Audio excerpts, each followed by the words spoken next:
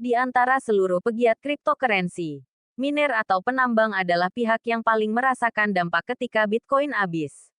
Menurut Bitcoin maksimalis dan co-founder CryptoWatch Community, Denny Taniwan, semakin sedikit Bitcoin yang tersedia, makin lambat pula peredarannya.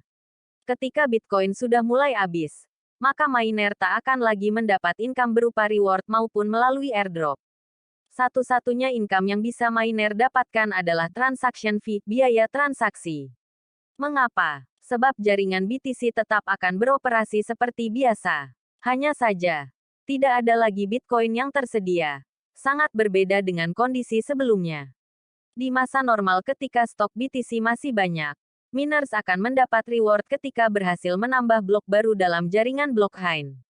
Penambahan blok baru tersebut dilakukan dengan memecahkan teka-teki kriptografi.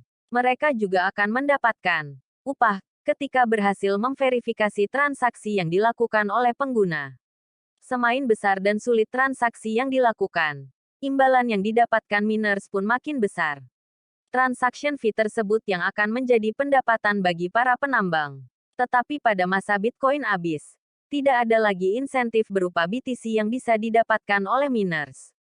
Sehingga ada kemungkinan, kelak transaction fee yang dikenakan pada pengguna menjadi lebih besar. Decrypt memperhitungkan, jika di masa kini biaya transaksi hanya mencapai 3,3% saja dari pendapatan penambang, maka pada 2140, nominalnya bisa melonjak hingga 100%. Dampak bagi pasar kripto dan investasi. Menurut News Bitcoin, ada dua kondisi yang akan terjadi ketika Bitcoin habis.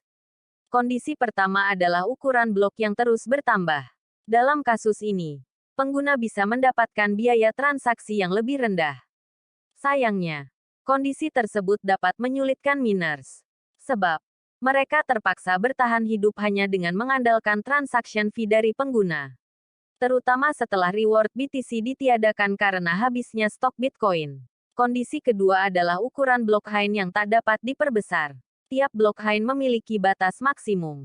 Ketika jaringan blockchain mencapai batas maksimal dan tak bisa ditambah, maka tidak ada ruang kosong bagi transaksi baru yang butuh dikonfirmasi.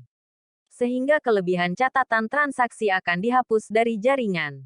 Skenario itu memungkinkan pengguna untuk meningkatkan nominal pembayaran mereka agar verifikasinya dapat didahulukan.